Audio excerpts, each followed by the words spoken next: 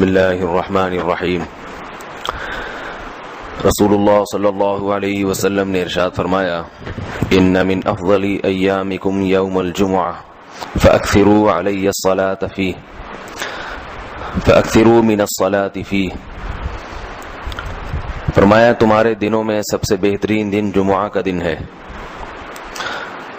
اس لیے اس دن مجھ پہ کثرت سے درود پڑھا کرو۔ فإن صلاتکم معروضۃ علی، اس لیے کہ تمہارا درود مجھ تک پہنچایا جاتا ہے۔ صحابی نے پوچھا، یا رسول اللہ کیف تعرض علیک صلاتنا وقد ارمت،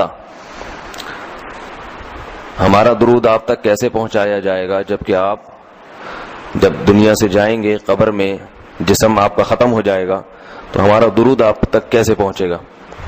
تو آپ صلی اللہ علیہ وسلم نے فرمایا، ان اللہ حرم علی الارض اجساد الانبیاء، اللہ تعالیٰ نے پیغمبروں کے جسموں پر زمین پر پیغمبروں کے جسموں کو حرام کر دیا۔ زمین کسی پیغمبر کے جسم کو کبھی ختم نہیں کرتی۔ تو یہ بھی امت کا اجماعی عقیدہ ہے کہ جتنے بھی انبیاء ہیں ان کے جسم بالکل سلامت رہتے ہیں۔ شہداء میں تو یہ بہت زیادہ مشاہدہ ہوتا ہے، بہت سارے شہداء کے جسم سلامت رہتے ہیں۔ تو ایک اور حدیث میں آپ صلی اللہ علیہ وسلم نے فرمایا، من صلی علیہ صلاۃ صلی اللہ بہا عشرہ، جس نے مجھ پر ایک دفعہ درود بھیجا۔ درود کہتے ہیں نبی صلی اللہ علیہ وسلم کے لیے اللہ تعالیٰ سے خصوصی رحمت کی دعا کرنا۔ ایک ہوتا ہے عام دعا، کسی کے لیے بھی رحمت، صلاۃ کہتے ہیں خصوصی رحمت جو اللہ اپنے خاص بندوں پہ کرتا ہے۔ اس لیے صلاۃ کا جو لفظ ہے نا، یہ درود اور صلاۃ یہ پیغمبر کے علاوہ کسی کے لیے جائز نہیں ہے، کیونکہ یہ صلاۃ خاص کس کے خاصہ ہے؟ یہ پیغمبروں کا۔ اس لیے ہم اللہم صلی علی محمد تو کہہ سکتے ہیں، لیکن یوں نہیں کہہ سکتے اللہم صلی علی فلان۔ تو وہ صلی جو ہے نا، صلاۃ یہ خاص قسم کی رحمتیں ہوتی ہیں جو اللہ پیغمبروں پر بھیجتے ہیں۔ تبھی قرآن میں آتا ہے اولئک علیہم صلوات من ربہم ورحمہ، کہ جو لوگ صبر کرتے ہیں ان پر اللہ کی خصوصی رحمتیں بھی ہیں اور رحمت بھی ہے۔ تو پتہ چلا صلاۃ اور رحمت میں فرق ہے۔ صلاۃ اعلیٰ قسم کی رحمتوں کو کہتے ہیں۔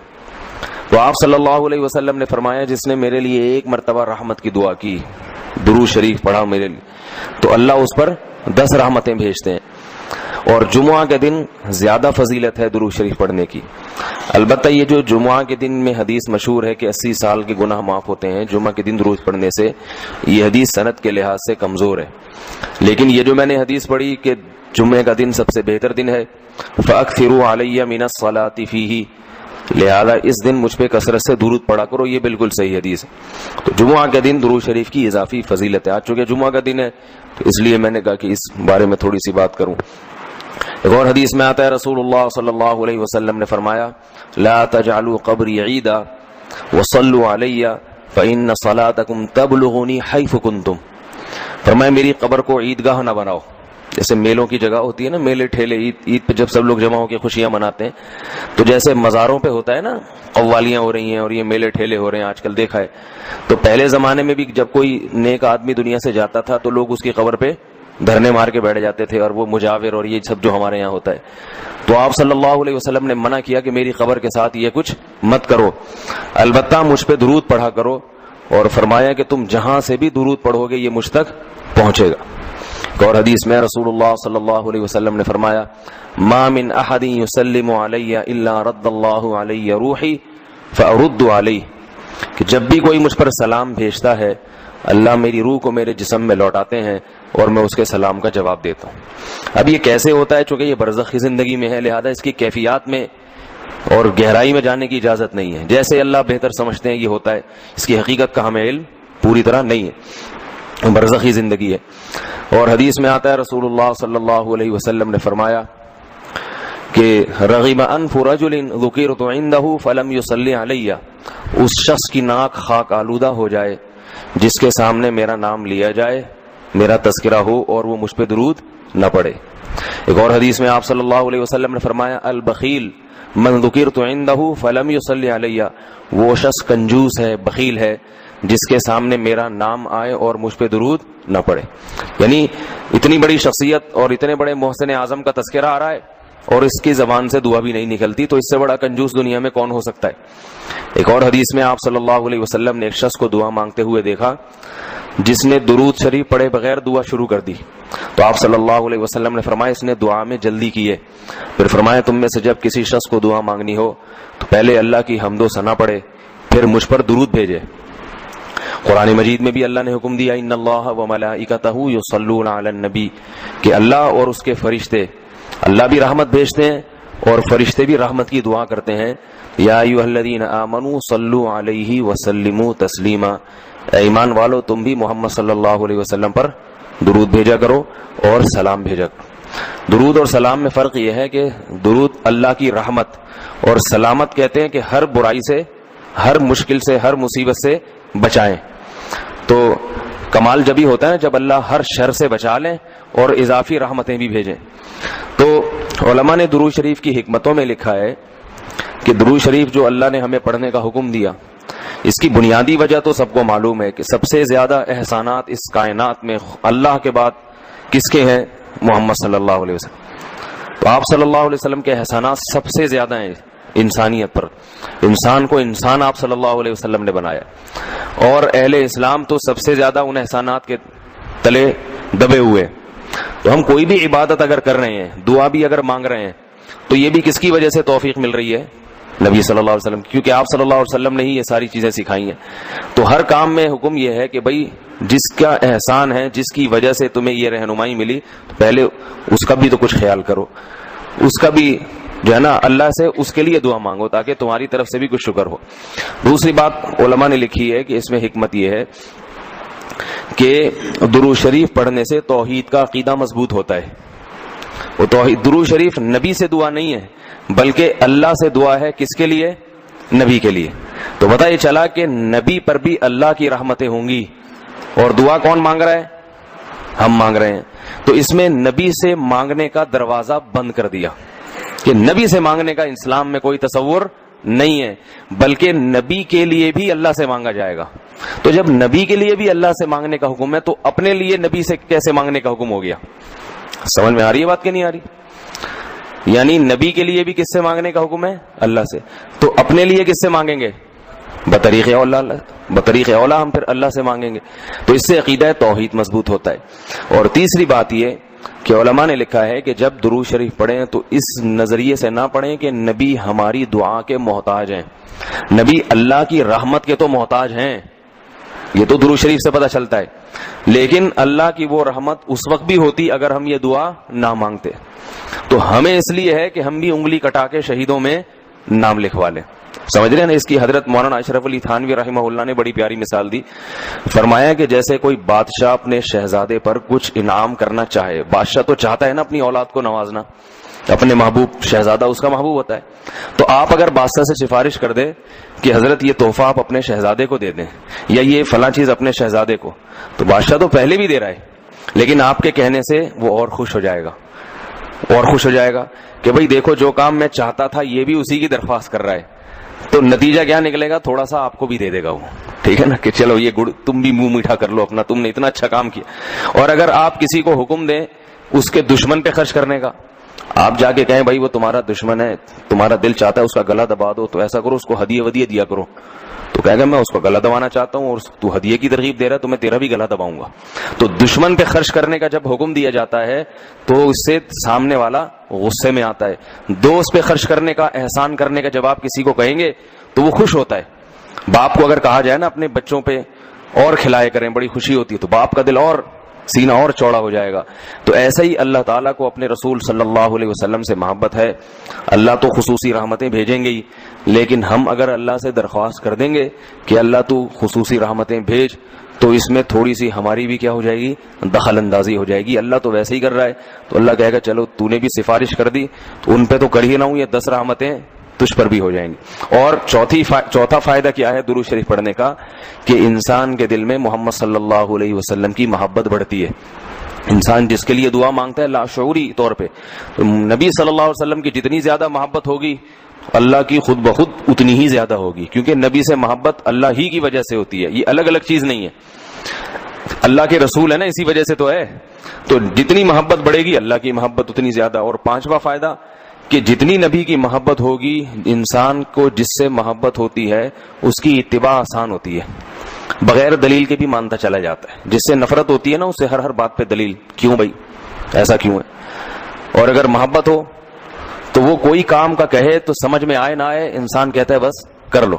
صحابہ کرام کی محبت کے جو واقعات ہیں, حضرت انس رضی اللہ تعالی عنہ جب بھی کھانا پکتا تھا اگر اس میں لوکی یا کدو پکتا تو کدو کے ٹکڑے تلاش کر کے کھاتے تھے. لوگوں نے پوچھا کیوں بھائی؟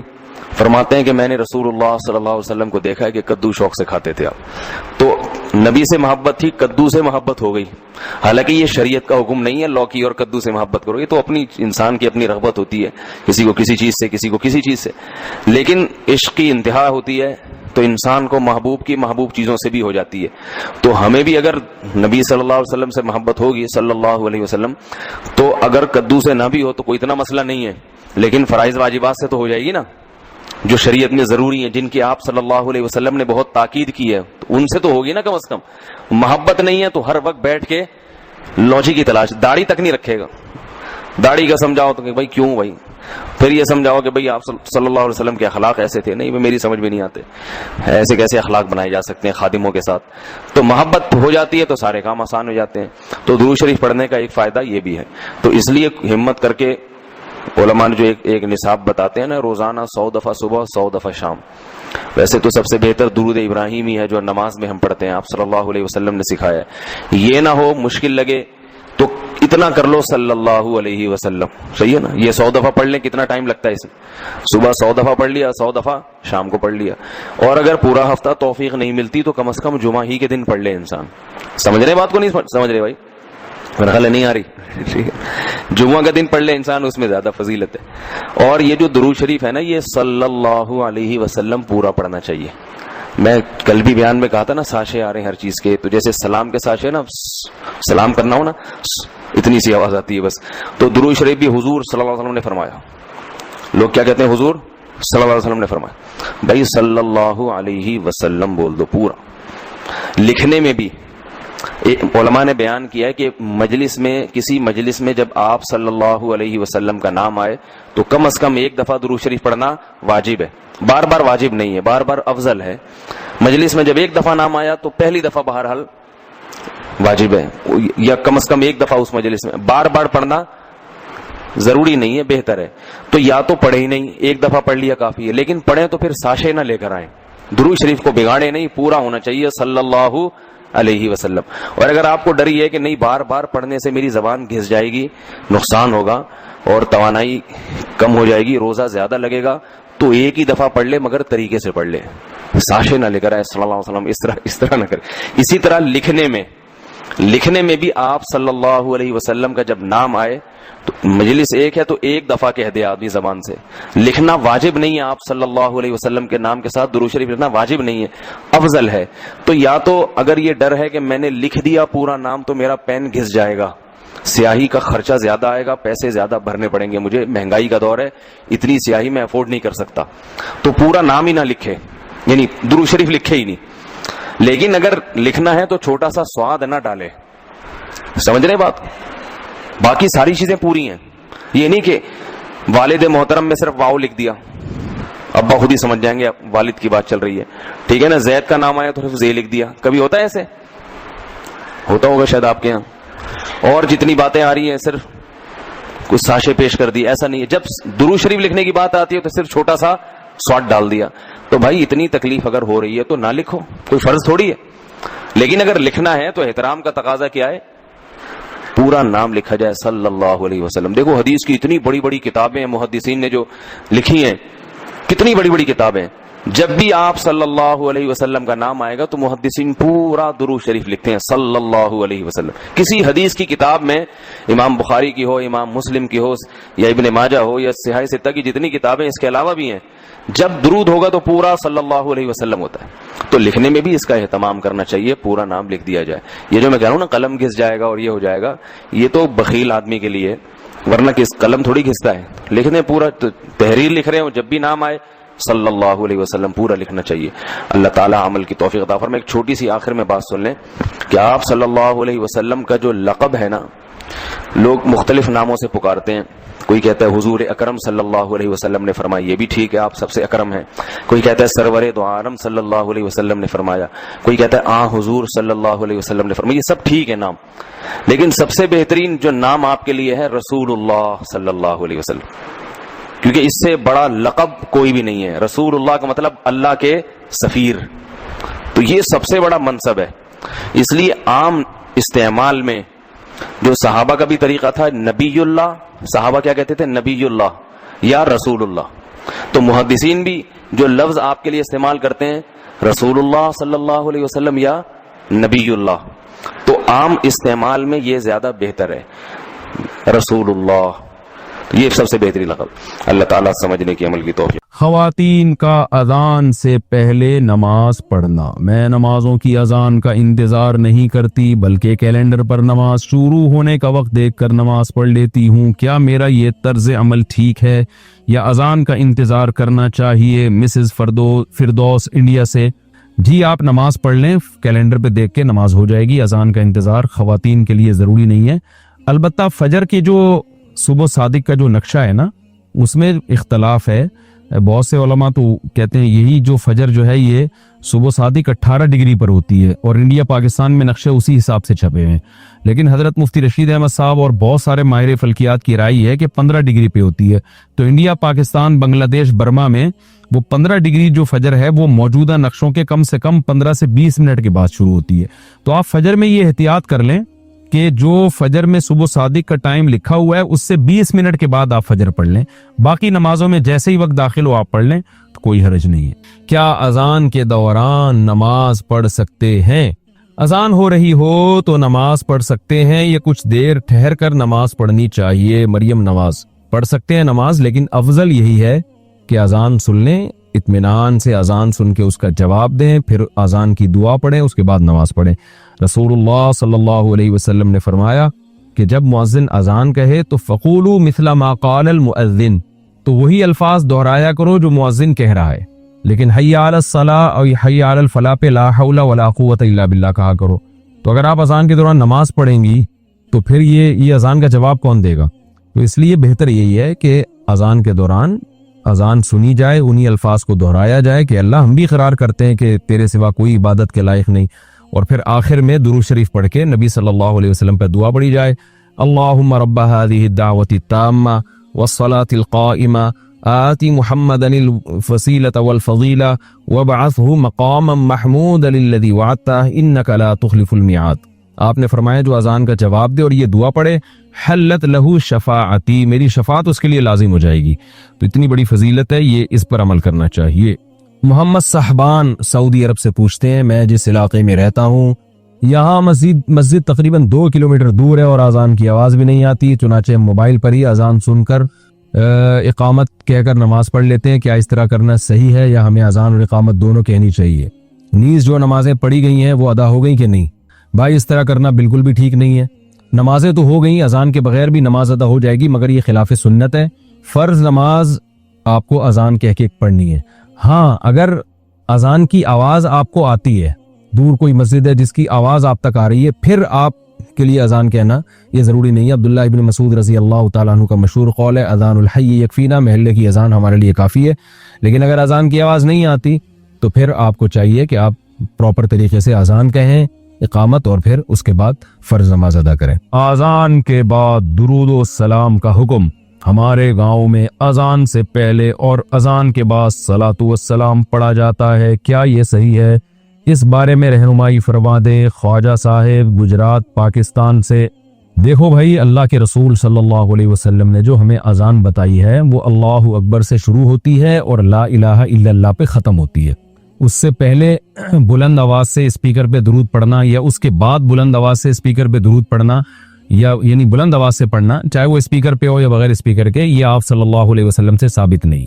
صرف اتنا ثابت ہے کہ جب اذان ختم ہو تو نبی صلی اللہ علیہ وسلم کی ترغیب ہے کہ درود شریف پڑھو اور اس کے بعد یہ دعا پڑھو، اللہم رب هذه الدعوة التامة والصلاة القائمة آت محمدا الوسیلة والفضیلة وابعثه مقاما محمودا الذی وعدته انک لا تخلف المیعاد۔ بس اتنا پڑھا جائے گا۔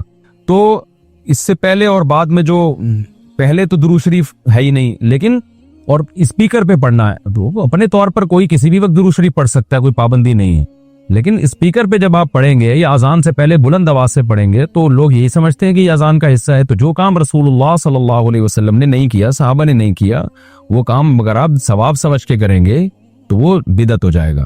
لوگ کہتے ہیں اس میں حرج کیا ہے، درود شریف ہی پڑھ رہے ہیں نا، اور کوئی غلط کام تھوڑی کر رہے ہیں.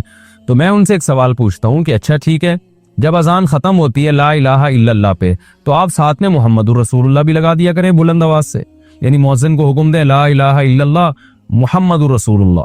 ظاہر ہے جب مؤذن یہ الفاظ پڑھے گا تو اس سے پوچھیں گے نا بھائی اذان تو لا الہ الا اللہ پہ ختم ہو رہی ہے، تو تم نے محمد الرسول اللہ صلی اللہ علیہ وسلم، یہ محمد الرسول اللہ تم نے کیوں لگایا؟ تو وہ کہے گا بھائی اس میں حرج کیا ہے، میں غلط تو نہیں کہہ رہا، لا الہ الا اللہ کا مطلب کوئی اللہ کے سوا عبادت کے قائل نہیں، تو ہم اس کے بھی قائل ہیں کہ محمد صلی اللہ علیہ وسلم اللہ کے رسول ہے. تو میں نے کہہ دیا تو پابندی تو نہیں ہے نا شریعت میں محمد رسول اللہ پڑھنے پر. ہم کہیں گے واقعی محمد رسول اللہ پڑھنے پر پابندی نہیں ہے بلکہ ترغیب ہے، لیکن اس موقع پہ نہیں ہے، اس کے علاوہ کسی اور موقع پہ آپ پڑھیں. تو یاد رکھیں جیسے اذان جہاں ختم ہو رہی ہے لا الہ الا اللہ پہ، تو ختم کرنے میں جب ہم قرآن و سنت کو فالو کر رہے ہیں تو اذان جہاں سے شروع ہوتی ہے تو شروع کرنے میں فالو کیوں نہیں کرتے، اس میں اپنی طرف سے کیوں ہم نے درود شریف بڑھا دیا ہے؟ تو اس لیے یہ عمل غلط ہے، اس سے اجتناب کرنا چاہیے. نماز کے ممنوع اوقات کون کون سے ہیں؟ نفل نماز کے ممنوع اوقات کون کون سے ہیں؟ طاہر انصاری فرانس سے. دیکھیں نماز کے جو ممنوع اوقات ہیں، ایک تو یہ ہے کہ سورج کا ذرا سا کنارہ نکل جائے، یعنی جب فجر کی نماز قضا ہوتی ہے نا جس ٹائم پہ سورج ذرا سا نکل جائے تو مکروہ وقت شروع ہو گیا، جب تک کہ وہ ایک نیزے تک نہیں پہنچ جاتا، یعنی اس اتنا بلند نہ ہو جائے کہ اس کی میں جو ہے نا تھوڑی سی چمک پیدا ہو جائے. جو پاکستان اور ہندوستان میں تقریباً 15 سے 20 منٹ کا ٹائم ہوتا ہے یہ، اور دوسرے ملکوں میں زیادہ بھی ہو سکتا ہے، ناروے میں ہو سکتا ہے بہت ہی زیادہ ہو، لیکن وہاں کے حکام الگ ہیں. تو یعنی سورج میں تھوڑی سی تیزی پیدا ہو جائے تو اس وقت پھر آپ نماز پڑھ سکتے ہیں. دوسرا مکروہ وقت ہے جب سورج بالکل سر پہ پہنچ جائے، جس کو زوال کا وقت کہتے ہیں، تو یہ تقریباً 10 منٹ کا ہے. یعنی اگر ٹائم لکھا ہے نا زوال کا وقت 12:30 تو سمجھ لیں کہ 12:25 سے 12:35 تک مکروہ وقت ہے، یعنی 5 منٹ پہلے اور 5 منٹ بعد میں. اور جب سورج غروب ہونے لگتا ہے تو جب غروب ہونے کے قریب پہنچ جائے گا، یعنی غروب ہونے سے ہندوستان پاکستان میں تقریباً 15 سے 20 منٹ پہلے، جب اس میں کی تیزی میں کمی پیدا ہو جائے، یعنی سورج کی چمک باقی نہ رہے، تو غروب ہونے سے 15-20 منٹ پہلے تک یہ ایسا ہوتا ہے، تو اس وقت بھی مکروہ وقت شروع ہو جاتا ہے. اس وقت بھی کوئی نماز نہیں پڑھ سکتے جب تک سورج مکمل غروب نہ ہو جائے. البتہ اس دن کی عصر اگر نہ پڑی ہو تو پھر پڑھیں گے آپ، کیونکہ عصر کا وقت باقی رہتا ہے، اگرچہ مکروہ ہے عصر کو اتنی دیر تک تاخیر کرنا گناہ ہے، لیکن بہرحال وہ والی عصر آپ کو پڑھنی پڑے گی اس دن کی، اس کے علاوہ کوئی نماز نہیں پڑھ سکتے آپ. تو یہ 3 اوقات مکروہ ہیں، اس کے علاوہ کوئی وقت مکروہ نہیں ہے. مفتی صاحب غامدی صاحب نے بہت واضح طور پر یہ بات کہی ہے کہ قادیانی امام کے پیچھے نماز جائز ہے اگر وہ نماز صحیح پڑھا رہا ہو، اور ان کا یہ بھی ماننا ہے کہ امامت کوئی غیر مسلم ملحد قادیانی بھی کرا سکتا ہے اور نماز ہو جائے گی. مزید وہ یہ بھی کہتے ہیں کہ ختم نبوت کا انکار کفر ہے مگر ہم منکرین ختم نبوت کو کافر نہیں کہیں گے. کیا اب بھی غامدی صاحب مسلمان ہیں؟ غامدی صاحب جو کچھ کہہ رہے ہیں بالکل اپنے لحاظ سے ان کو یہی کہنا چاہیے، کیونکہ انسان کی جب تحقیق کا کوئی سر پاؤں نہ ہونا. دیکھو ایک بات خوب اچھی طرح سمجھو، یہ جو دلائل ہم کہتے ہیں نا، جب بھی کوئی مسئلہ اخذ کیا جاتا ہے، آپ لوگ کی توجہ ہے نا، جب بھی ہم کہتے ہیں نا یہ چیز حلال ہے، یہ حرام ہے، یہ جائز ہے، یہ ناجائز ہے، تو یہ شریعت کے دلائل سے ہم اخذ کرتے ہیں. ایسا ہی ہے نا؟ کیا خیال ہے؟ اور شریعت کے دلائل کتنے ہیں؟ 4. صرف شادیاں اسلام میں 4 نہیں ہیں، شریعت کے دلائل بھی کتنے ہیں؟ کیونکہ 4 بولتے ہیں ایک دم دماغ ادھر جانا شروع ہو جاتا ہے لوگوں کا. تو 4 کے علاوہ بہت ساری چیزیں، شادیوں کے علاوہ بھی 4 ہیں. مشہور فرشتے 4 مشہور ہیں، مجتہدین مشہور 4 ہیں، وغیرہ وغیرہ. تو 4 دلائل ہوتے ہیں. اس پہ کلپ بنا لینا اچھے طریقے سے، میرے کوئی ڈھنگ کا کلپ نہیں آ رہا ہوتا مارکیٹ میں.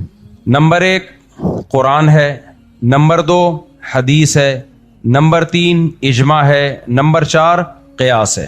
قرآن تو دلیل سب مانتے ہیں بھائی، سب سے پہلے مسئلہ کہاں دیکھا جاتا ہے؟ قرآن میں. پھر قرآن ہی نے حکم دیا نبی کی اطاعت کا. غامدی صاحب نے حدیث کو بھی حجت نہیں مانتے، حالانکہ قرآن کہہ رہا ہے ان ہوا الا وحی یوحا، نبی اپنی طرف سے کوئی بات نہیں کرتے، وہ سب باتیں اللہ کا پیغام ہے جو نبی پہنچا رہے ہیں. اور قرآن نے بھی کہا وَيُعَلِّمُهُمُ الْكِتَابَ وَالْحِكْمَةَ، قرآن کی تشریح کون کرے گا؟ نبی کریم صلی اللہ علیہ وسلم کریں گے. تو نبی کا کوئی عمل قرآن کے خلاف نہیں ہو سکتا. بعض دفعہ میں لگتا ہے ایسا لیکن ہوتا نہیں ہے. پھر اس کی قسمیں متواتر ہو, خبر واحد ہو وغیرہ وغیرہ, وہ ایک الگ تقسیم ہے. تیسرے نمبر پہ ہے اجماع. امت کسی بات پر متفق ہو گئی نا تو وہ امت کبھی بھی غلطی پہ جمع نہیں ہو سکتی. کسی بات پر امت جمع ہو گئی تو اب ہمیں مزید کسی دلیل کی ضرورت نہیں رہتی ہے, کیونکہ اجماع مستقل ایک دلیل ہے. یہاں غامدی صاحب گڑبڑ کرتے ہیں, وہ کہتے ہیں اس کی کیا دلیل ہے کہ اجماع حجت ہے. قرآن نے اجماع کو حجت قرار دیا ہے. قرآن نے کہا وَمَن يَتَّبِعْ غَيْرَ سَبِيلِ الْمُؤْمِنِينَ, جو بھی مسلمانوں کے راستے کو چھوڑ کے چلے گا, نُوَلِّهِ مَا تَوَلَّى, جہاں جا رہا ہے ہم اس کو جانے دیں گے, بالآخر اس کو جہنم میں دھکیل دیں گے. تو پتہ چلا مسلمانوں کے طریقے کو فالو کرنا اسلام میں ضروری ہے. میں نے ایک دفعہ یہ بیان کیا تھا تو نیچے کسی نے کمنٹس کیے ہوئے تھے کہ لو بھائی یہود و نصارہ بھی تو اسی طرح تباہ ہوئے, اپنے علماء کو فالو کیا انہوں نے اور دیکھا پبلک کیا کر رہی ہے. تو یہودی اور عیسائیوں نے بھی اپنی اصل کتابوں کو چھوڑ دیا اور پبلک کو دیکھا, عوام کو دیکھا, تو سب گمراہ ہو گئے. یہ دلیل دی ہے. تو مسلمان بھی وہ قرآن و سنت کو چھوڑ دیں, قرآن کو چھوڑ دیں اور دیکھیں مسلمان کیا کر رہے ہیں. تو مجھے اسی وقت سے خیال تھا اس کا میں جواب دوں گا. دیکھو یہود و نصارہ میں اور اس امت میں فرق ہے. یہود و نصارہ کے بارے میں تورات اور انجیل میں کہیں بھی نہیں ہے کہ پوری امت گمراہ نہیں ہو سکتی. قرآن اس امت کے بارے میں کہہ رہا ہے کہ جو مسلمانوں کے راستے کو چھوڑے گا وہ تباہ و برباد ہو جائے گا. قرآن یہ بھی تو کہہ سکتا تھا کہ جو قرآن کے راستے کو چھوڑے گا, جو حدیث کے راستے کو چھوڑے گا, یہ کہہ سکتا تھا نا قرآن نے یہ کہا وَمَن يَتَّبِعْ غَيْرَ سَبِيلِ الْمُؤْمِنِينَ, مسلمانوں کے راستے کے علاوہ کسی اور ٹریک پہ چلے گا گمراہ ہو جائے گا. کیا مطلب؟ اللہ کو یہ بات معلوم تھی کچھ لوگ قرآن و سنت کی وہ تشریح کریں گے جو مسلمانوں کے طریقے کے علاوہ ہوگی, جس پر اکثر مسلمان نہیں ہوں گے. اس میں اللہ نے گواہی دے دی ہے کہ یہ امت یہود و نصارہ کی طرح نہیں ہے, یہ امت گمراہی پہ جمع نہیں ہوگی. اس میں جو قرآن و سنت کو مسلمین کی بڑی تعداد فالو کرے گی, تو قرآن و سنت کی کوئی بھی ایسی تشریح لے کر آئے جو عامۃ المومنین وہ تشریح نہیں کر رہے ہوں, تو اس کا مطلب وہ گمراہی کے راستے پہ لے کے جا رہا ہے آپ کو. اور اس کی ایک عقلی دلیل یہ ہے کہ یہود و نصارہ کے پاس جو پیغمبر آئے وہ آخری نبی نہیں تھے, جبکہ اسلام میں جو پیغمبر آئے ہیں محمد صلی اللہ علیہ وسلم وہ آخری نبی ہیں. پوری امت اگر گمراہ ہو گئی, کسی بھی وقت پہ گمراہی پہ جمع ہو گئی, تو پھر اگلی نسلوں کے لیے حجت کون بنے گا؟ غامدی صاحب اس کا جواب یہ دے سکتے ہیں قرآن حجت بنے گا. سوال پیدا ہوتا ہے, کوئی قرآن پہ اشکال کر لے گا کہ پوری امت جب گمراہی پہ جمع ہو سکتی ہے تو ہو سکتا ہے یہ قرآن ہی غلط پیش کر رہی ہو, ہمارے سامنے قرآن پیش کرنے میں غلطی کر رہی ہو. تو اس لیے اجماع سب سے بڑی دلیل ہے. اور ایک بات یاد رکھو, اجماع کا دلیل میں تیسرے نمبر پہ آتا ہے اجماع, لیکن رتبے میں اجماع تیسرے نمبر پر ہے, عملی طور پر اجماع پہلے نمبر پر ہے. اجماع جو دلیل میں جب پریکٹیکلی فالو کیا جائے گا تو سب سے پہلے اجماع کو فالو کیا جائے گا. بات آ رہی ہے سمجھ میں؟ دیکھو کچھ لوگوں کے پاس کچھ اختیارات ہوتے ہیں اور کچھ ان کے ماتحت ہوتے ہیں, لیکن پریکٹیکلی اس ماتحت کا درجہ کم ہونے کے باوجود پریکٹیکلی اختیارات اس کے پاس ہوتے ہیں. اور آسان مثال دو, آپ میدان جنگ میں لڑ رہے ہیں, میجر آپ کی کمانڈ کر رہا ہے. کون کمانڈ کر رہا ہے فوجیوں کی؟ میجر. اس وقت اس میجر کے ماتحت جو فوجی ہوں گے نا, پریکٹیکلی ان کی نظر میں اس اپنے آفیسر کی ویلیو چیف آف آرمی سے بھی زیادہ ہوگی. نہیں آئی سمجھ میں بات؟ پریکٹیکلی وہ اس میجر کے آرڈر کو فالو کرنے کے پابند ہوں گے. حالانکہ ہو سکتا ہے 5 سال پہلے آرمی چیف نے ان کو کچھ اور کہا ہو. اس سے یہ نہیں ہوگا کہ اس میجر کا درجہ آرمی چیف سے بڑھ گیا ہے, بلکہ خود اس آرمی چیف ہی کا بنایا ہوا قانون یہ ہوگا, وہ بھی اسی پہ خوش ہوگا. بھائی میدان جنگ میں تم نے اسی کو فالو کرنا ہے جو تمہارا آفیسر ہو. اس کے بنانے سے یہ مقام اس کو ملا ہوگا کہ بھئی جنگ میں جو اس وقت آپ کا سپریم کمانڈر ہے آپ نے اس کو فالو کرنا ہے. اب بات کو سمجھو اچھی طریقے سے. قرآن نے ہمیں یہ بتایا, حدیث نے ہمیں یہ بتایا کہ امت کبھی بھی گمراہی پہ جمع نہیں ہو سکتی. اللہ کے کہنے سے ہم نے یہ مانا ہے. اس پہ بہت ساری حدیثیں, متواتر حدیثیں اجماع کی حجیت پر. لا تجتمع امتی علی ضلالہ, نبی نے فرمایا میری امت کبھی گمراہی پہ جمع بولو نہیں ہوگی. اس میں امت کے الفاظ ہیں, صرف صحابہ نہیں ہیں.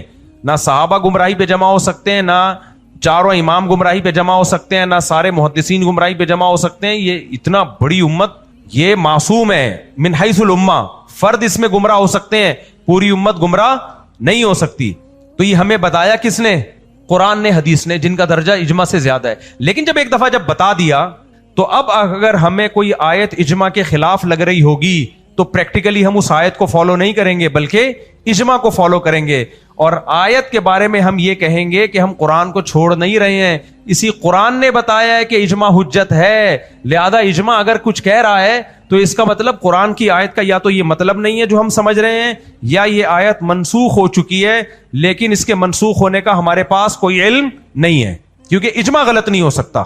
کیونکہ اجماع کو اگر آپ نے غلط مان لیا نا کہ امت گمراہی پہ جمع ہے, سب سے پہلے قرآن مشکوک ہو جائے گا. کیا دلیل ہے آپ کے پاس؟ یہ وہی قرآن ہے بھائی, پوری امت سینہ بسینہ نقل کرتی چلی آ رہی ہے اور یہ امت گمراہی پہ جمع نہیں ہو سکتی. تورات غلط میں تحریف ہوئی نا, پوری غلط نہیں ہے لیکن تحریف ہوئی, کیوں؟ وہ لوگ گمراہی پہ جمع ہو سکتے تھے. انجیل میں تحریف ہوئی, کیوں؟ وہ لوگ گمراہی پہ جمع ہو سکتے ہیں. قرآن میں ممکن نہیں ہے تحریف, کیوں؟ یہ امت گمراہی پہ جمع نہیں ہو سکتی. اللہ نے حفاظت کا وعدہ اسی طرح سے کیا کہ امت کو گمراہی پہ جمع نہیں ہونا, کیونکہ یہ امت آخری امت ہے, یہ آخری امت ہے. اب اس امت کے بعد کوئی نبی نہیں ہے, اب یہ امت ہی پیغمبروں کی نائب ہے. اس امت میں انڈیویجولی گمراہ لوگ ہو سکتے ہیں, میں غلط ہو سکتا ہوں, آپ غلط ہو سکتے ہو, سارے غلط ہو جائیں, یہ نہیں ہو سکتا. تو حامدی صاحب اس بیس کو نہیں مانتے ہیں. جب نہیں مانتے ہیں تو پھر وہ جو چوکے چھکے لگاتے رہے, ان کو یہ حق ہے کہ لگائیں, وہ چوکے بھی لگائیں اور چھکے بھی لگائیں, وہ متضاد باتیں بھی کریں گے, کیونکہ امت کو ایک بیس ہی کو ختم کر دی نا.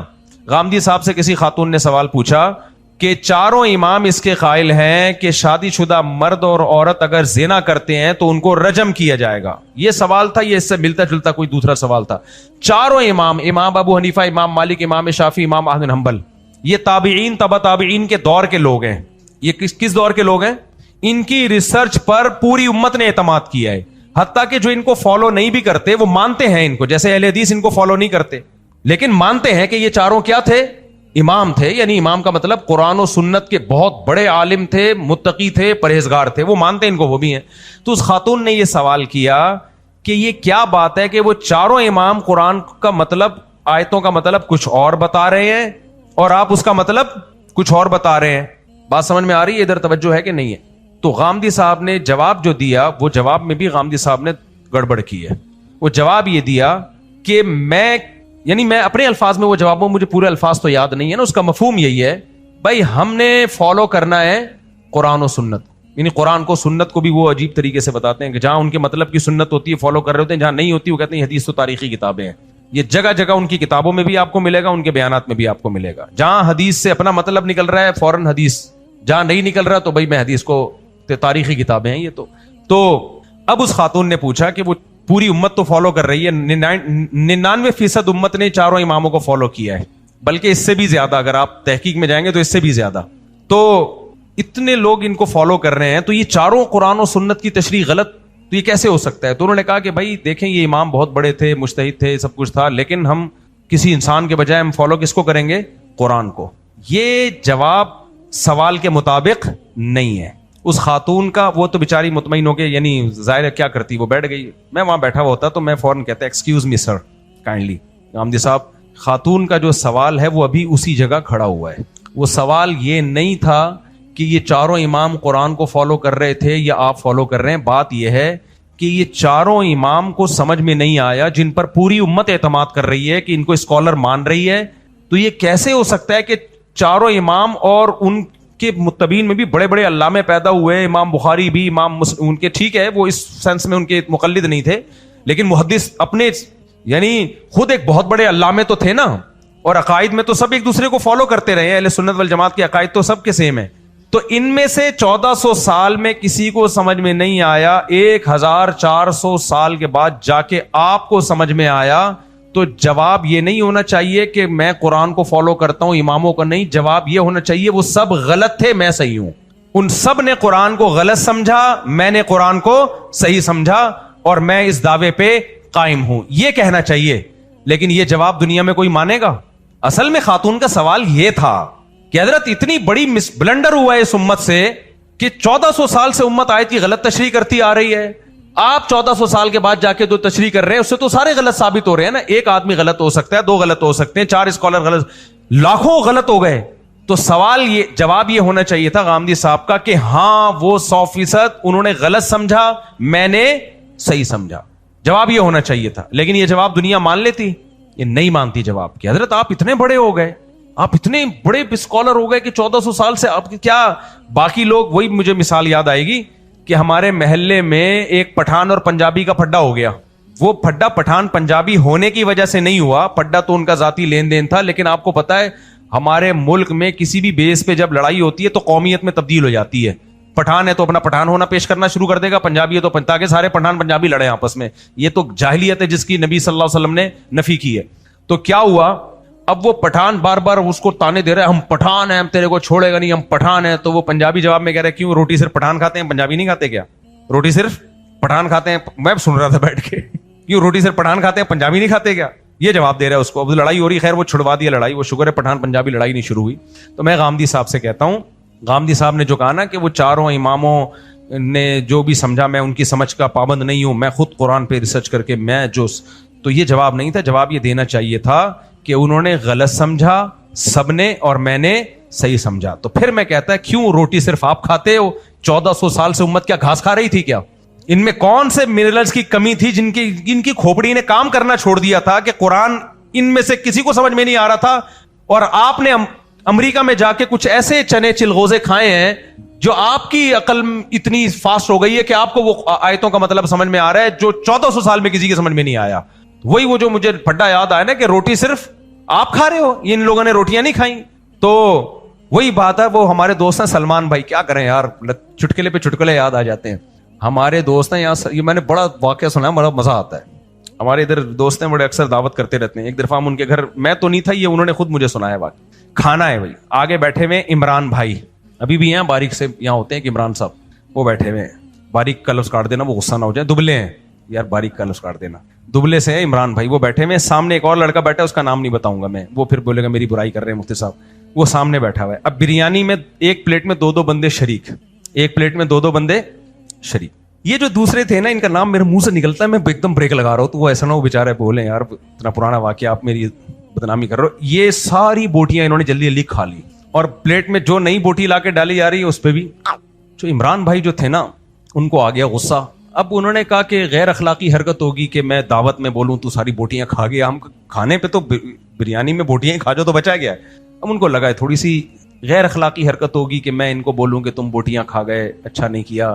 تو انہوں نے احتجاج کرنے کے لیے نا, اس کو دکھانے کے لیے کہ مجھے آپ کا عمل برا لگا ہے, ہاتھ باندھ کے ایک طرف کونے میں جا کے بیٹھ گئے کہ میں کھا ہی نہیں رہا, منہ سے کچھ نہیں بولا. اچھا, عمران بھائی کا کہنا یہ تھا کہ میں احتجاج کر لیتا بات ختم ہو جاتی, کوئی میرا آگے موڈ نہیں تھا لڑنے کا جھگڑنے کا, اور ان کو بھی احساس ہو جاتا کہ میں نے غلط کیا, بات ختم ہو جاتی, میرا کوئی جھگڑے کا کوئی طنز کرنے کا موڈ نہیں تھا. لیکن اگلا جو جملہ انہوں نے بولا نا, جو بوٹیاں کھا گئے تھے, انہوں نے کہا عمران بھائی کیا آپ گوشت نہیں کھاتے؟ کہتے اس پہ مجھے غصہ آیا. کہہ رہے, میں نے کہا نہیں, ہم تو گھاس کھاتے ہیں, گوشت تو صرف تم کھاتے ہو, ہم کس پہ پلے ہوئے ہیں, ویجیٹیرین ہیں, ہم گھاس پھوس کھاتے ہیں. کہہ رہے غصہ مجھے اس پہ آیا کہ ایک تو بوٹیاں کھا گیا ہے, بس چھوڑا کچھ بھی نہیں ہے, ختم کرنے کے بعد پوچھ رہے آپ گوشت کھاتے. تو غامدی صاحب سے بھی میں یہ کہوں گا, خاتون نے آپ سے سوال پوچھا تھا, چاروں امام ایک طرف ہیں, ان کی ریسرچ ایک طرف ہے, اور بلکہ پوری امت ایک طرف, اور آپ ایک نئی تحقیق مارکیٹ میں لا رہے ہوتے ہو, تو یہ سارے غلط تھے, آپ صحیح ہو. تو وہ جواب میں کیا کہتے ہیں غامدی صاحب, بھائی میں کسی امام کو یا کسی محدث کو نہیں, میں ڈائریکٹ کس کو فالو کرتا ہوں, قرآن کیا کہتا ہے. تو بھائی آپ نے جواب مطمئن نہیں کیا, آپ یہ جواب دو کہ ہاں وہ سارے, ان کو سمجھ نہیں تھی, سمجھ کس کو ملی ہے, مجھے ملی ہے. تو پھر ہم آپ سے سوال پوچھیں گے, معاذ اللہ نقل کفر, کیا وہ گھاس کھاتے تھے؟ بادام پستے صرف آپ نے کھائے ہیں؟ یہ نہیں ہو سکتا میرے بھائی. تو غامدی صاحب چونکہ اجماع ہی کو نہیں مانتے, تو پھر وہ چوکے چھکے جتنے لگ رہے ہیں یہ کم لگ رہے ہیں. یہ چوکے چھکے اس سے زیادہ, وہ قادیانیوں کو اتنا بھی کہہ دیا نا انہوں نے کہ ختم نبوت کا انکار کفر ہے, یہ بھی بڑی بات ہے یار, اس پہ انعام ملنا چاہیے, ایوارڈ ملنا چاہیے, ورنہ اس تکلف کی کیا ضرورت تھی. اگر وہ کہہ دیتے قادیانی کافر نہیں ہے تو کیا ہوتا, امریکہ میں کوئی کیس ہوتا ہے؟ کچھ بھی نہیں ہوتا. ٹھیک ہے بھائی, یہ ان کا بہت بڑا ظرف ہے, انہوں نے یہ مان لیا کہ ختم نبوت کا انکار کفر ہے. آگے پھر انہوں نے پھینک دی لمبی کہ کفر تو ہے لیکن قادیانی کافر نہیں ہے, قادیانی کافر نہیں ہے, اور ان کے پیچھے نماز بھی کیا ہے, جائز ہے, نماز ہندو کے پیچھے بھی جائز ہے, مسیحی کے پیچھے بھی جائز ہے. تو ان کو پھینکنے دو, آپ ٹینشن میں نہ جاؤ. ہم نے امت کو من حیث الامہ فالو کرنا ہے, جو صدیوں سے چلی آ رہی ہے. صحیح مسلم کی حدیث ہے, من شذ عن جماعت المسلمین شذ فی النار, جو مسلمانوں کے ٹریک سے ہٹے گا, اللہ جب ان مسلمانوں کو جنت میں لے کے جا رہا ہوگا نا, تو اس کو نہیں جانے دے گا. اللہ کہے گا تم دنیا میں سب کو غلط کہتے تھے نا, تو آج ان کے ساتھ جنت میں جا کیسے رہے ہو؟ یہ میں نہیں کہہ رہا، یہ نبی کی حدیث کہہ رہی ہے. من شذ عن جماعت المسلمین، جو مسلمانوں کی جماعت سے 1.5 اینٹ بھی الگ ہوگا، تو جو بھی الگ ہوگا آخرت میں بھی اللہ الگ کر کے اس کو کہیں گے مسلمان جنت میں جائیں گے جو عامت المسلمین کے ٹریک پہ چل رہے تھے. اسی لیے میں بار بار کہتا ہوں، جس اسکالر کو سننے کے بعد، چاہے وہ غامدی ہو چاہے کوئی بھی ہو، جس کو سننے کے بعد یہ لگے کہ یہی ٹھیک ہے باقی سارے غلط ہیں، فوراً فتویٰ لگا دو یہ غلط ہے باقی سارے ٹھیک ہیں. اللہ نے یہ پورا قرآن کسی ایک اسکالر پہ نازل نہیں کیا ہے. قرآن اور حدیث سمجھنے کے لیے جو اللہ نے سمجھ عطا کی ہے، لاکھوں کروڑوں لوگ ہیں جو سنتے آ رہے ہیں، سمجھتے آ رہے ہیں، عمل کرتے آ رہے ہیں. تو وہ امت ہے بھائی، یہ گمراہی پہ جمع نہیں ہو سکتی. اس میں انڈیویجولی لوگ غلط ہو سکتے ہیں، غلط فرقے بھی آ سکتے ہیں، لیکن وہ فرقے بھی مائنورٹی میں رہیں گے، میجورٹی ہمیشہ حق پر رہے گی. لا تزال طائفۃ من امتی ظاہرین علی الحق، نبی نے فرمایا میری امت کی ایک جماعت ہمیشہ حق پہ غالب رہے گی. غالب میں اشارہ ہے کہ پاور میں رہے گی، وہ بڑی تعداد میں ہوگی. آج اہل سنت والجماعت کی تعداد کم ہے یا زیادہ ہے؟ پوری دنیا میں جو اہل سنت والجماعت کے عقیدے فالو کرنے والے وہ بھرے ہوئے ہیں، ان کے مقابلے میں لوگ کم ہیں. اور پھر ان اہل سنت والجماعت میں ان چاروں اماموں کو فالو کرنے والے سب سے 99% ہیں، کیونکہ ان کے عقیدے وہی ہیں جو قرآن و سنت سے ماخوذ ہیں. تو اس لیے ہم نے پوری امت کو دیکھنا ہے. یہ انڈیویجولی جو 2-3 رائے ہوتی ہیں، یہ ان کا قرآن حدیث ان کو مبارک ہو. باقی قادیانی کافر ہیں، ان کے پیچھے نماز جائز نہیں ہے، ان سے نکاح بھی جائز نہیں ہے. کوئی نکاح کرے گا نکاح بھی منعقد نہیں ہوگا. ان کا ذبیحہ بھی حلال نہیں ہے، ذبح کر لیا کھانا حرام ہے. وہ نجس ہے، ایسے ہے جیسے خنزیر کھا لو یا قادیانی کا ذبیحہ کھا لو، قرآن میں کوئی فرق نہیں ہے. لا تأکلوا مما لم یذکر اسم اللہ علیہ، اللہ نے کہا جس پر اللہ کا نام نہ لیا گیا وہ بھی نہ کھایا کرو. اور وطعام الذین اوتوا الکتاب، تمہارے لیے صرف اوت الکتاب کا ذبیحہ حلال ہے. اور اوت الکتاب قرآن کی نص کے مطابق یہودی اور عیسائی ہیں. قادیانی اوت الکتاب میں یعنی اہل کتاب میں داخل نہیں ہے. وجہ اس کی ہے کہ ان کا جرم یہود و نصارہ سے زیادہ ہے، ان کا جرم ان سے زیادہ ہے. جرم زیادہ کیوں ہے کئی دفعہ میں ایکسپلین کر چکا ہوں. انجینئر علی مرزا نے بھی یہ حرکت کی تھی کہ قادیانیوں کو فیور دینے کی کوشش کی تھی. اس نے کہا تھا بھائی قادیانی تو بخاری کو بھی مانتے ہیں اور اسی قرآن کو بھی مانتے ہیں، یہود و نصارہ تو ہمارے نبی کو بھی نہیں مانتے، تو قادیانی ان سے کم درجے کے کافر ہیں. یہ غلط ہے. قادیانی ہماری نظر میں ہندو سے، یہودی سے، عیسائی سے بدتر کافر ہے. کیوں؟ اس کی اب میں وجہ بیان کرتا ہوں. پہلے بھی میں ایک مثال دے چکا ہوں. دیکھو، آپ کا ایک بیٹا ہے لائق، دوسرا ہے چرسی. کیا خیال ہے؟ غلط ٹریک پہ چل پڑا ہے. ہیں دونوں کس کے بیٹے؟ آپ کے. اب مجبور ہو گئے، ٹھیک ہے یار آپ بڑے خاندانی آدمی ہو، آپ کے تصور نہیں ہے کہ آپ کی اولاد میں کوئی چرس بھی ہے. تو محلے میں ایک چرسی لڑکا رہتا ہے، آپ کو اس سے کوئی لینا دینا ہوگا؟ کوئی آ کے کہتا ہے جی وہ چرس پیتا ہے اور آپ کو نہیں مانتا اور یہ ہے وہ، آپ بولیں گے بھائی نہ مانے، اس کا اپنا مسئلہ ہے، میں دیکھ لوں گا. میں اس کو وراثت سے کیا کر دوں گا؟ محروم. کیونکہ میں اس کا باپ نہیں ہوں تو میں وراثت سے کیا کروں گا؟ اس کو نہیں دوں گا اس کو وراثت. اچھا ہے نہ ماننے میں میرا فائدہ ہے، میری ساری وراثت کس میں جائے گی؟ میری اولاد میں. تو اللہ بھی کہتا ہے جو میرے نبی کو نہیں مانتے میں ان کو جنت کی وراثت سے محروم کر دوں گا. ٹھیک ہے نا؟ یہاں تک بات کلیئر ہو گئی. آخرت میں انتقام لے لوں گا ان سے. تو یہاں تک اتنا جرم اتنا ہے. اللہ کہے گا میں نہیں دوں گا آخرت ان کو، نہیں مانتے میرے پیغمبر کو، جرم ہے. دنیا میں اللہ کہتے ہیں سب کے ساتھ کیسا سلوک کرو؟ اچھا سلوک. دنیا کے اصول کچھ اور ہیں، آخرت کے اصول کچھ اور. آپ بھی اپنے بیٹے سے کہو گے کہ بیٹا وہ چرسی ہے، چرس پیتا ہے، لیکن تمہارا اس سے کوئی لینا دینا نہیں ہے، جب ملا کرو سلام کر لیا کرو اور اچھا سلوک ہر ایک کے ساتھ کرو. یہی کہیں گے نا ابا. لیکن محلے میں ایک چرسی ہے جو چرس پیتا ہے، ساری کرمنل ایکٹیویٹیز میں ہے، اور کہتا ہے میں، آپ کا نام فار ایگزامپل جمشید ہے، بیٹا تم یہ حرکتیں کرتے ہو، تم ہو کس کے بیٹے؟ میں جمشید کا بیٹا ہوں. اب جمشید برداشت کر لے گا؟ ہیں جمشید کہے گا نیچ خاندان کے گھٹیا آدمی، تو چرس پی، تو ہیروئن پی، جو مرضی کرنا ہے کر، تو مجھے تو اپنے آپ کو میرے کھاتے میں کیوں ڈال رہا ہے؟ اپنے آپ کو مجھے اپنا باپ کس حیثیت سے کہہ رہا ہے؟ اس سے تو میری انسلٹ ہے. کس کی انسلٹ ہے؟ خاندانی لوگوں کی انسلٹ ہوگی کہ نہیں ہوگی؟ عزت دار لوگوں کی. باپ کا بیٹا بھی کہے گا ابا یہ ہمارا بھائی بنا پھر رہا ہے، یہ تو ہمارا خاندان کی، اس سے تو میرے رشتے نہیں ہوں گے. لوگ کہیں گے ان کا بھائی چرس پیتا ہے. اب ابا اس کا بائیکاٹ کرے گا اس وقت تک جب تک یہ چرسی اس باپ کا نام اپنے نام سے ہٹائے گا نہیں. آپ بائیکاٹ کرو گے. آپ اپنی اولاد کو بولو گے اس کو سلام نہیں کرنا، اس کو سلام کا جواب نہیں دینا، اس کے کھانے میں، اس کی دعوتوں میں نہیں جانا. بائیکاٹ. جب تک یہ میرا اپنے نام سے میرے لیبل نہیں ہٹا لیتا. کیونکہ ہماری طرف منسوب کیوں کر رہا ہے بھائی؟ تو اس جھوٹے مکار کو، چرسی، ہیروئن چی، شرابی کو میرے کھاتے میں کیوں ڈال رہا ہے؟ اب سمجھو بات کو. عیسائی، مسیحی، ہندو جتنے بھی ہیں جو مرضی کریں، اپنی ان حرکتوں کو اسلام قرار نہیں دیتے اور اپنے اس عمل کو محمد صلی اللہ علیہ وسلم کے کھاتے میں نہیں ڈالتے. مرزا غلام احمد قادیانی نے جھوٹی نبوت کا دعویٰ کیا اور اس اپنے آپ کو کس کے کھاتے میں ڈالا؟ محمد صلی اللہ علیہ وسلم کے، کہ میں محمد صلی اللہ علیہ وسلم کا ذلی نبی ہوں. اور قادیانی اس جھوٹے نبی کو مان کے اپنے آپ کو مسلم قرار دیتے ہیں، اس عمل کو اسلام قرار دیتے ہیں. بھائی اسلام جھوٹے نبیوں سے بری. میں نے ابھی 22 حدیثیں صحیح سند کے ساتھ نکالی ہیں جس میں نبی کا ارشاد ہے کہ میں آخری نبی ہوں، میرے بعد کوئی نبی نہیں ہے. صحابہ کے اقوال نکالے ہیں، سب میں یہ کوئی نبی نہیں ہے میرے بعد. اور آپ نے فرمایا 30 جھوٹے پیدا ہوں گے، ہر ایک دعویٰ کرے گا کہ میں نبی ہوں.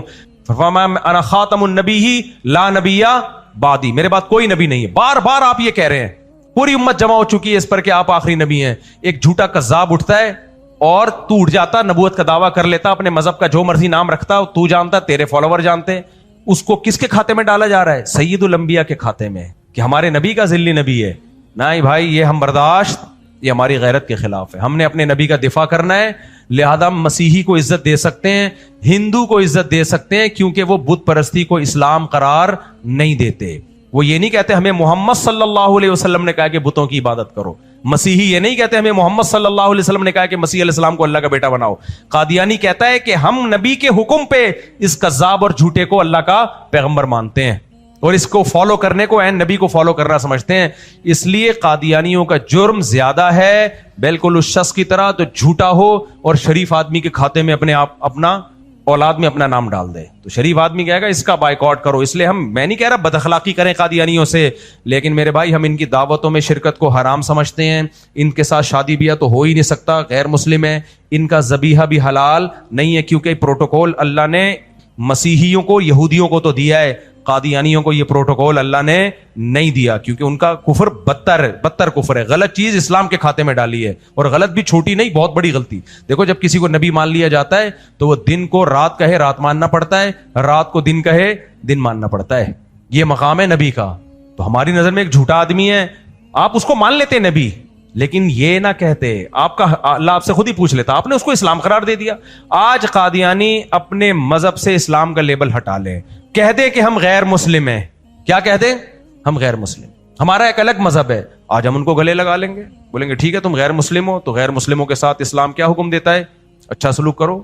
اپنی مسجد کو مسجد نہ کہیں، وہ مسلمانوں کے جو شاعر ہیں وہ استعمال نہ کریں. ابھی کسی نے بتایا سندھ میں قادیانی قربانی کر رہے ہیں. بھائی ہم پاکستان میں یہ کام آپ کو نہیں کہ یہ اسلام، یہ مسلمانوں کا شعار ہے. قربانی آپ کو کرنے کی اجازت، بند کمرے میں جو مرضی کرو، ہم نہیں پوچھیں گے آپ کو یہ شاعر ظاہر، کیونکہ اس سے لوگ دھوکہ کھاتے ہیں کہ یہ سمجھتے ہیں یہ اسلام ہے. تو اس لیے قادیانی کو نماز میں اس کا ہم بکرا حلال پیسوں کا ذبح کر دے، وہ بوٹی ہم پہ حرام ہے، ہم اس کو نماز میں کیا بنا لیں؟ غامدی صاحب کے مشورے امام بنا لیں. تو یہ غامدی صاحب کے فتوے غامدی صاحب کو مبارک ہوں. اور دیکھو اللہ نے قرآن میں کہا ہے نا کہ میں جھوٹے نبی کو پنپنے نہیں دیتا، ہے نا قرآن میں نے اس کی کئی دفعہ تشریح بیان کی ہے. اس سے ایسی غلطیاں کرواتا ہوں کہ لوگوں کو پتہ چل جائے یہ جھوٹا ہے، جیسے مرزا غلام احمد سے کروائی غلطیاں. تبھی قادیانی مرزا غلام احمد کی نبوت پہ مباحثہ کریں گے آپ سے. مرزا غلام احمد کی شخصیت پہ قادیانی 100 بار زہر کا پیالہ پی لے گا. قادیانی کبھی مرزا غلام احمد ایک لفظ نپا تلا کہہ رہا ہوں سوچ سمجھ کے. قادیانی سے آپ بحث کرو، نبی آخری نبی تھے نہیں تھے، ہر چیز پہ بحث کرے گا. قادیانیوں سے آپ یہ کہو چلو اس پہ بحث کرتے ہیں کہ مرزا غلام احمد قادیانی شریف آدمی تھا یا نہیں تھا. قادیانی 100 بار زہر کا پیالہ پی لے گا، لیکن اس ٹاپک پہ کبھی آپ سے بات نہیں کرے گا. علماء اس سے بات کرتے ہیں اس پہ کہ مرزا کی کتابوں سے ہم ثابت کریں گے یہ نبوت تو شرافت کے بعد کی چیز ہے، یہ شریف انسان نہیں تھا. ایسی غلطیاں اس سے کروا دی گئی ہیں، اس کی شخصیت کو اللہ نے ہمیشہ کے لیے مجروح کر دیا تاکہ کوئی کنفیوژن نہ ہو. تو یاد رکھو اسی طرح کوئی مذہبی اسکالر جو قرآن و سنت کے نام پہ لوگوں کو غلط گائیڈ کر رہا ہو، اس کی ذاتی حیثیت کیا ہے وہ ایک الگ بحث ہے. گائیڈ غلط کر رہا ہو، اللہ اس سے وہ غلطیاں کرواتے ہیں کہ دنیا کے سامنے ظاہر ہو جاتا ہے کہ یہ صحیح اسکالر نہیں ہے، اس کو فالو مت کرو. کیوں؟ جو بھی علماء ہیں یا مذہبی اسکالر ہیں جن کے پاس علم ہے حدیث کے مطابق وہ پیغمبر کے وارث ہیں. تو جیسے اللہ جھوٹے پیغمبر کو پنپنے نہیں دیتے، جھوٹے اسکالر کو بھی اللہ پنپنے نہیں دیتے. سے ایسی مسٹیک کرواتے دنیا کے سامنے واضح ہو جاتا ہے کہ یہ اس قابل نہیں ہے کہ اس کو فالو کیا جائے. یہ اللہ کے ذمے ہے. اور اللہ, یہ تبھی دیکھو نا ان کے فتوے کس طرح کے آ رہے ہیں, یعنی ان کے جو کام 1400 سالہ تاریخ میں کبھی کسی نے فتویٰ نہیں دیا, صحیح ہے نا, کہ غیر مسلم کے پیچھے نماز. تو یہ اللہ کی طرف سے ہوتا ہے. ایسی ایسی غلطیاں کروائی جاتی ہیں کہ, اور یہ ایک تو غلطی ہوتی ہے نا, تعبیر میں غلطی ہو گئی, کہنا کچھ چاہ رہا تھا, یہ تو سب انسان ہو. ایک ہوتا ہے باقاعدہ کانفیڈنس کے ساتھ, ڈھٹائی کے ساتھ غلطی کرنا اور پھر اس پر قائم